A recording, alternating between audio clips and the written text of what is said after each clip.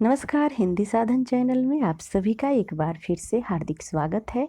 आज के इस वीडियो में net previous year question paper को लेकर मैं उपस्थित हुई हूँ। जैसा कि आप जानते हैं कि इस चैनल पर हिंदी साहित्य से संबंधित सभी परीक्षाओं के लिए तैयारी कराई जाती है। तो चले हम शुरू करते हैं। पहला प्रश्न है, पौम चरयू किसकी रचना है? तो यह रचना स्वयंभू की है। ऑप्शन तीसरा सही हो जाएगा। हमें अन्य चारों सब्जेक्ट जो ऑप्शन दिया हुआ है उन चारों ऑप्शन को भी ध्यान से देखना है। चले आगे अगले प्रश्न की तरफ आगे बढ़ते हैं। गोस्वामी तुलसीदास की रचना कवितावली किस भाषा की रचना है? तो गोस्वामी तुलसीदास जी की कवितावली जो है वह ब्रज भाषा की रचना है। ऑप्शन दूसरा सही हो जाएगा। अगला प्रश्न है, खड़ी बोली के लिए सुनीत कुमार चटर्जी ने किस शब्द का प्रयोग किया? ऑप्शन पहला, जनपदीय हिंदुस्तानी शब्द का प्रयोग सुनीत कुमार चटर्जी जी ने किया था।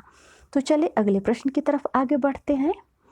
सूफी प्रेमाख्यानक काव्य परंपरा में आराध्य को प्रायः किस रूप में देखा गया है? ऑप्शन चौथा सही हो जाएगा, प्रेमिका के रूप में। अगला प्रश्न है, छायावाद को स्थूल के प्रति सूक्ष्म का विद्रोह किसने कहा है? तो ऑप्शन दूसरा सही हो जाएगा, डॉक्टर नागेंद्र ने छायावाद को स्थूल के प्रति सूक्ष्म का विद्रोह कहा है। अगला प्रश्न है, निम्नलिखित में से कौन मिश्र बंधुओं में नहीं है? ऑप्शन है कृष्ण बिहारी मिश्र, श्याम बिहारी मिश्र, गणेश बिहारी मिश्र और सुखदेव बिहारी मिश्र। तो इसमें से श्याम बिहारी, गणेश बिहारी और सुखदेव बिहारी ये तीनों भाई थे, ये तीनों है। और कृष्ण बिहारी मिश्र ये इसमें नहीं थे। मिश्र बंधुओं में कृष्ण बिहारी मिश्र शामिल नहीं थे, इसे याद करना है आपको। चले अगले प्रश्न की तरफ आगे बढ़ते हैं। अगला प्रश्न है, रस गंगाधर के रचयिता कौन है? तो रस गंगाधर के रचयिता पंडित राज जगन्नाथ जी है। ऑप्शन तीसरा सही हो जाएगा। अगला प्रश्न है, निम्नलिखित में से कौन तार सप्तक का कवि नहीं है? ऑप्शन पहला, शमशेर बहादुर सिंह ये तार सप्तक के कवि नहीं है। पहले सप्तक को तार सप्तक नाम से जाना जाता है, तो इसे भी याद रखना है। दूसरा सप्तक, तीसरा सप्तक और चौथा सप्तक। पहला सप्तक को तार सप्तक ही कहा जाता है, पहला नहीं कहा जाता है, इसे याद रखना है। अगला प्रश्न है, शिवपालगंज किस उपन्यास से संबंधित है? तो शिवपालगंज राग दरबारी उपन्यास से संबंधित है। अगला प्रश्न है, भरत मुनि के अनुसार काव्य में कुल कितने गुण होते हैं? तो काव्य में इनके अनुसार कुल 10 गुण होते हैं, इसे याद रखना है। आगे प्रश्न की ओर बढ़ते हुए, हिंदी वर्णमाला में अंग और अह क्या है? तो आप सभी को ये पता होना चाहिए कि अंग और अह ये अयुग वाह है। अगला प्रश्न है, अंधा युग किस नाट्य विधा के अंतर्गत आता है? तो अंधा युग यह गीति नाट्य के अंतर्गत आता है। प्रश्न है, दो राह समय के रथ का घरनाद सुनो, सिंहासन खाली करो की जनता आती है। उपयुक्त पंक्तियाँ किसकी कविता से उद्धृत है? तो यह जो पंक्ति है वह रामधारी सिंह दिनकर की कविता से उद्धृत है। चले अगले प्रश्न की तरफ आगे बढ़ते हैं। हिंदी के किस आलोचक ने देवरानी जेठानी की कहानी को हिंदी का प्रथम उपन्यास माना है? तो वे हैं गोपाल राय गहमनी। ऑप्शन चौथा सही हो जाएगा। अगला प्रश्न है, समालोचन दर्श के शीर्षक से ऐसे ऑन क्रिटिसिज्म का अनुवाद किसने किया? तो ऑप्शन तीसरा सही हो जाएगा, जगन्नाथ दास रत्नाकर। अगला प्रश्न है, शिखर से सागर तक किस रचनाकार की जीवनी है? तो यह अज्ञेय की जीवनी है। ऑप्शन तीसरा सही हो जाएगा। अगला प्रश्न है, हिंदी में भक्ति धारा का उदय बाहरी आक्रमण की प्रतिक्रिया है। दूसरा है, यह भारतीय साधना परंपरा का स्वतः स्फूर्त विकास है। इसमें से देखना है कौन सा युग्म सही है। तो यहाँ पर दोनों सही है, ए और बी दोनों आंशिक रूप से सही है, पूर्ण रूप से नहीं परंतु आंशिक रूप से दोनों सही है। तो ऑप्शन चौथा सही हो जाएगा। अगला प्रश्न है, विभावन व्यापार रस प्रक्रिया की सुदृढ़ भूमिका है। दूसरा, विभावन ही रस का हेतु है। इसमें ए सही है और बी आंशिक रूप से सही है। अगला प्रश्न है, छायावाद और रहस्यवाद में तात्विक भेद नहीं है। बी, छायावाद में अभिव्यक्ति की सूक्ष्मता और रहस्यवाद में अज्ञान के प्रति जिज्ञासा। इसमें ऑप्शन तीसरा ए आंशिक रूप से सही है और बी सही है।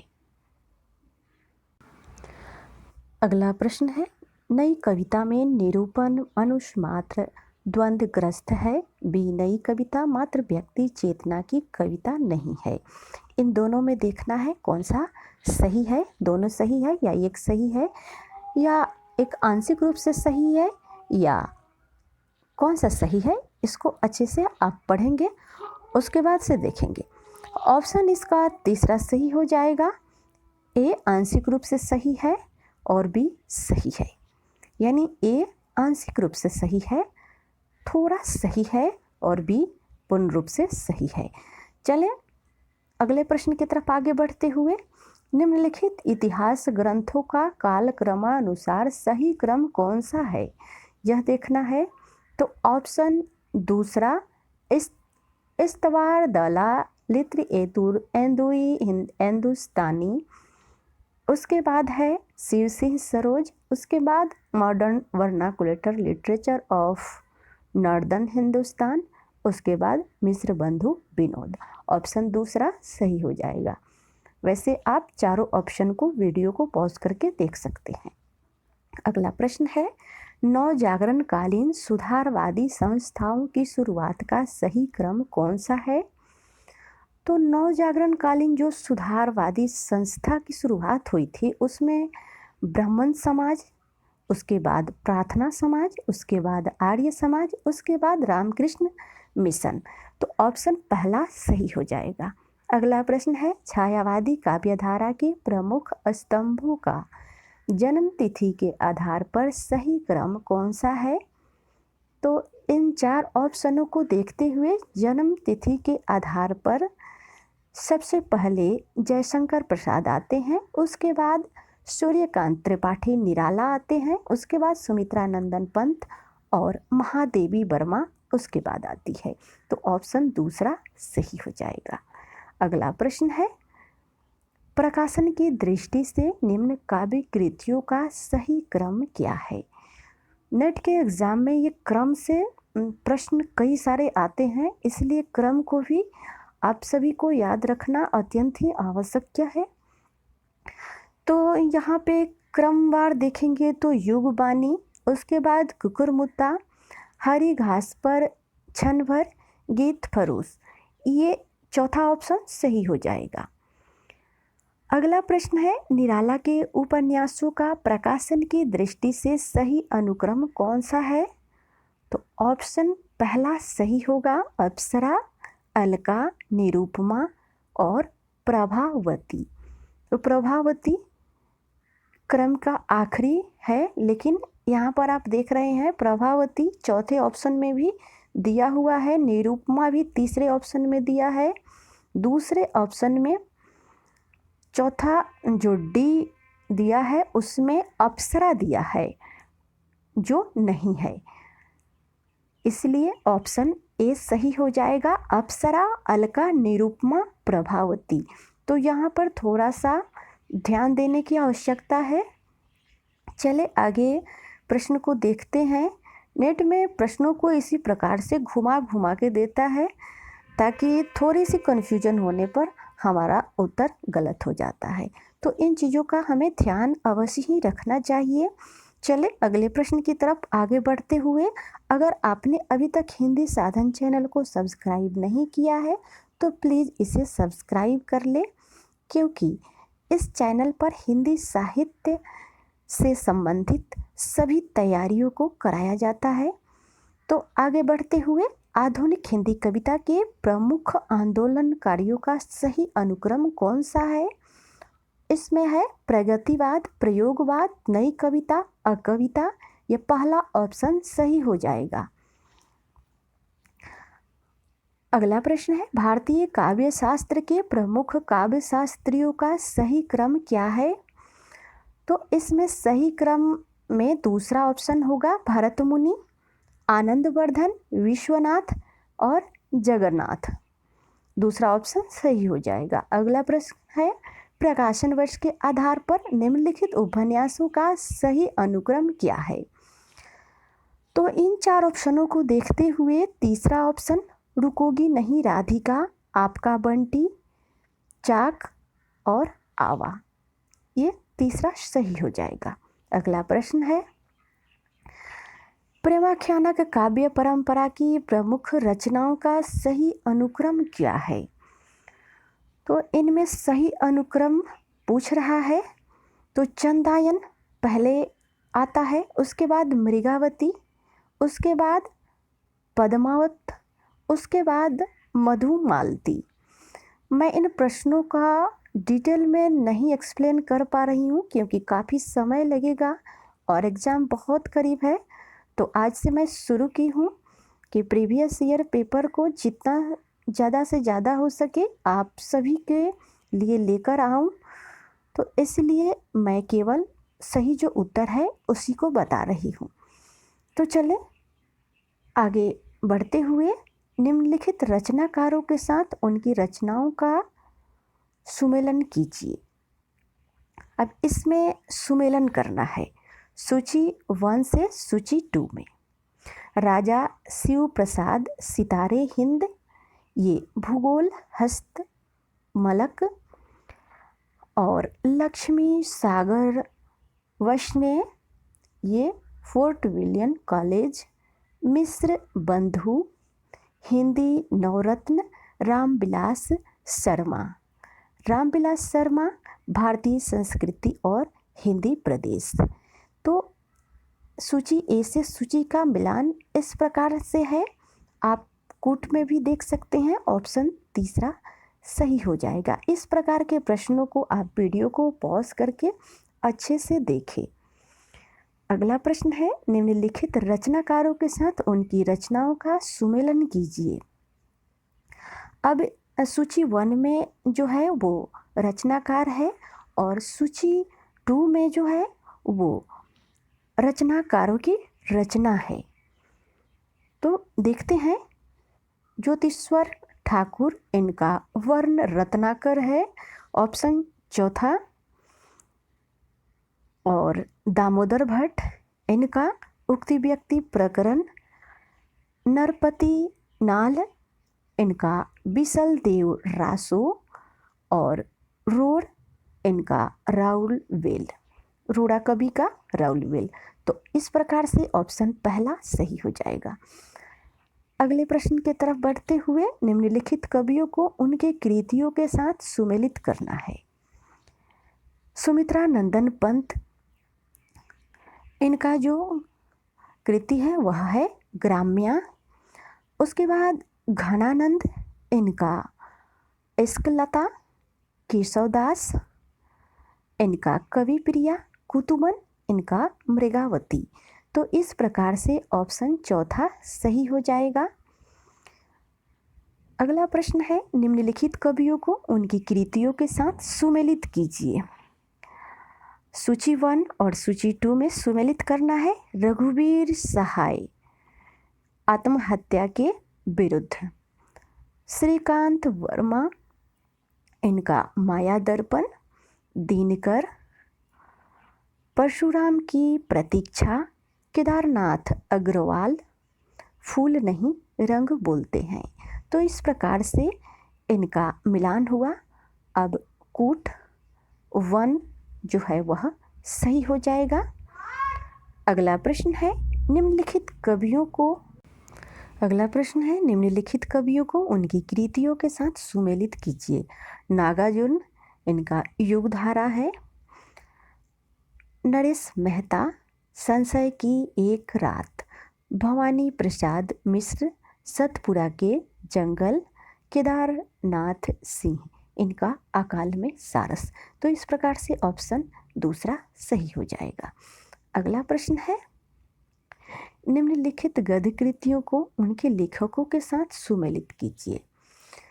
सूची 1 और सूची 2। साहित्य लोचन, जिसमें श्याम सुंदर दास। रस मीमांस, रामचंद्र शुक्ल। ठेले पर हिमालय, धर्मवीर भारती। तमाल के झरोखे, विद्या निवास मिश्र। तो इस प्रकार से ऑप्शन चौथा सही हो जाएगा। अगला प्रश्न है निम्नलिखित कथाकारों को उनकी कृतियों के साथ सुमेलित कीजिए। कृष्णा सोबती, इनका समय सरगम। श्रीलाल शुक्ल, बिस्वापुर का संत। और राही मासूम राजा, ये टोपी शुक्ला। कमलेश्वर, कितने पाकिस्तान। तो इस प्रकार से इनकी सूचियों का मिलान है, जिसमें पहला ऑप्शन सही हो जाएगा। अगला प्रश्न है निम्नलिखित कहानीकारों को उनकी कहानियों के साथ सुमेलित कीजिए। चंद्रधर शर्मा गुलेरी, दोपहर का भोजन। रामचंद्र शुक्ल, चंद्रधर शर्मा गुलेरी, इनका बुद्धू का कांटा। रामचंद्र शुक्ल, इनका है 11 वर्ष का समय। यशपाल का पर्दा कहानी है। उसके बाद अमरकांत, एक और जिंदगी। तो इस प्रकार से ऑप्शन तीसरा सही हो जाएगा। अगला प्रश्न है प्रश्न संख्या 38। निम्नलिखित कहानीकारों को उनकी कहानियों के साथ सुमेलित कीजिए। निर्मल वर्मा, लंदन की एक रात, इनकी ये कृति है। उसके बाद है मार्कंडेय, इनका हंसा जाई अकेला। शिव मूर्ति, कसाई वारा। शेखर जोशी, इनका कोशिका घटवार। बहुत ही चर्चित रहा है इनकी ये रचना। अगला प्रश्न है निम्नलिखित पंक्तियों के साथ कवियों को सुमेलित करना है। ज्यों ज्यों निहारिन नए हवे नए नहीं, ये घनानंद की, ये मतीराम की रचना है। तो इसका इस प्रकार से तीसरा सूची में तीसरा मतीराम हो गया। दूसरा ऊंचे घोर मंदिर के अंदर रहन वारी, इसका चौथा हो जाएगा भूषण। नैन बचाई कहा मुस्काई पद्माकर, चौथा है रावरे रूप की रीति अनूप, इसका दूसरा हो जाएगा घनानंद। अगला प्रश्न है स्थापना और तर्क से। शासन की पहुंच प्रवृत्ति और निवृत्ति की बाहरी व्यवस्था तक ही सीमित होती है। तर्क भीतरी या सच्ची प्रवृत्ति निवृत्ति को जागृत रखने वाली शक्ति शासन में नहीं होती। ऑप्शन पहला सही हो जाएगा। ए सही है, आर सही है, दोनों स्थापना और तर्क में सही है। अगला प्रश्न है स्थापना। कवि वाणी के प्रसार से हम संसार के सुख दुख आनंद क्लेश आदि का शुद्ध स्वार्थ मुक्त रूप से अनुभव करते हैं। तर्क है इस प्रकार के अनुभव के अभ्यास से हृदय का बंधन नहीं खुलता है। ऑप्शन दूसरा सही हो जाएगा। ए सही है और आर गलत है। प्रश्न स्थापना और तर्क से है। ए भक्ति में लेन देन का भाव नहीं रहता, तर्क समर्पण भक्ति का मूल है। ऑप्शन चौथा सही हो जाएगा। ए सही है, आर गलत है। यानी स्थापना और तर्क दोनों ही सही है, इसलिए यहाँ पर चौथा ऑप्शन सही हो जाएगा। अगला प्रश्न है प्रश्न संख्या 43, स्थापना से है और तर्क से ये भी प्रश्न है। प्रिय के वियोग से जो दुख होता है उसमें कभी कभी दया या करुणा का भी कुछ अंश मिला रहता है। तर्क है प्रिय के वियोग पर उत्पन्न करुणा का विषय प्रिय के सुख का निश्चय है। ऑप्शन पहला सही हो जाएगा, ए सही है और आर गलत है। स्थापना सही, तर्क गलत। अगला प्रश्न है स्थापना और तर्क से ही। दुष्कर्म के अनेक अप्रिय फलों में से एक अपमान है। तर्क है दुष्कर्म से उत्पन्न अपमान के प्रति स्वयं को चरित्रवान सिद्ध करना सदाचरण है, जिसमें ऑप्शन दूसरा सही हो जाएगा। स्थापना ए सही है और आर गलत है। अगला प्रश्न है स्थापना और तर्क से ही। स्थापना और तर्क से 10 से 15 प्रश्न आ जाते हैं, इसलिए इसे भी अच्छे से करना चाहिए। तो चले शुरू करते हैं। ऑप्शन स्थापना प्रेम का समाजीकरण होता है तो उसे भक्ति कहते हैं। तर्क में है प्रेम सामाजिक भाव नहीं है, इसमें ए सही है और आर गलत है। तो इस प्रकार से हमने स्थापना और तर्क के प्रश्नों को देखा। अब है इसमें अवतरण से भी प्रश्न पूछे गए हैं। आइए हम अवतरण को पढ़ते हैं, जिसमें से 5 से 6 प्रश्न इसमें से मिल जाएंगे। 5 प्रश्न होंगे, तो इस अवतरण को अच्छे से पढ़ना है।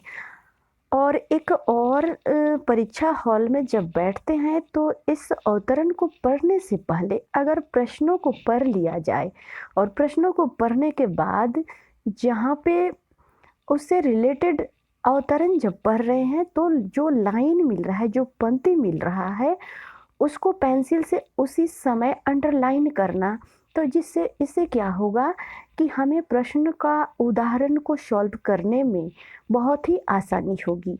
तो इस प्रकार से अवतरण को अगर आप करते हैं तो कम समय में और सही उत्तर का पहचान कर पाएंगे। तो चले देखते हैं अवतरण में क्या है, इसको ध्यानपूर्वक पढ़ना है। तो यहाँ प्राचीन और मध्यकालीन आर्य भाषाओं संस्कृत प्राकृत अपभ्रंश का क्षेत्र है जो सर्वदेशिक था। जिस रूप में वे उपलब्ध है उस रूप में उनका व्याकरणिक ढांचा भी अलग है। इन भाषाओं में प्रादेशिक निष्ठा नहीं थी, किंतु जातीय भाषाओं में यह निष्ठा बढ़ी है। संस्कृत से प्राकृत, प्राकृत से अपभ्रंश और अपभ्रंश से उत्तर भारत की आधुनिक आर्य भाषाओं का विकास हुआ, ऐसा विश्वास किया जाता है और इनके लिए सिद्धांत भी गढ़े गए थे। किंतु अब यह धारणा थी कि हिंदी या बंगला आदि अपभ्रंश से निकली खंडित हो चुकी है, किंतु जातीय भाषाओं ने संस्कृत और अपभ्रंश से बहुत कुछ लिया है। हिंदी ने उनकी विरासत को सबसे अधिक ग्रहण किया है। विशेष रूप से अपभ्रंश की विरासत को शब्द समूह, उच्चारण तथा व्याकरणिक ढांचे के अलग होने से अपभ्रंश साहित्य को हिंदी साहित्य का अंग नहीं माना जा सकता, किंतु सांस्कृतिक नैरत्य के लिए उनका अध्ययन आवश्यक है। आइए प्रश्नों को हम देखते हैं। प्रश्न है संस्कृत का क्षेत्र किस सीमा तक विस्तृत है? तो ऑप्शन इसका दूसरा सही हो जाएगा, सर्वदेशिक। अगला प्रश्न है सांस्कृतिक नैरत्य के लिए किनका अध्ययन आवश्यक है? तो वह है ब्रज भाषा। आवश्यक नहीं है, क्वेश्चन को ध्यान से पढ़ना है। आवश्यक नहीं है पूछा गया है तो वह है ब्रज भाषा। ऑप्शन तीसरा सही हो जाएगा। अगला प्रश्न है जातीय भाषा के रूप में आज किस भाषा को मान्यता प्राप्त है? तो जातीय भाषा के रूप में बंगला को मान्यता प्राप्त है। ऑप्शन दूसरा सही हो जाएगा। अगला प्रश्न है अपभ्रंश को हिंदी साहित्य के इतिहास का अंग मानने के लिए क्या आधार होना चाहिए? तो इसमें जातीयता में भिन्नता होनी चाहिए। ऑप्शन चौथा सही हो जाएगा। अगला प्रश्न है संस्कृत से सीधे संबंध किस भाषा का है? तो संस्कृत से सीधे संबंध प्राकृत भाषा का है। ऑप्शन पहला सही हो जाएगा। तो आज के इस वीडियो में इतना ही। अगले वीडियो में फिर मिलते हैं। तब तक वीडियो देखने के लिए सभी को बहुत बहुत धन्यवाद। अगर आपने अभी तक हिंदी साधन चैनल को सब्सक्राइब नहीं किया है तो इसे अवश्य ही सब्सक्राइब कर लें और अपने दोस्तों को भी शेयर करें। धन्यवाद।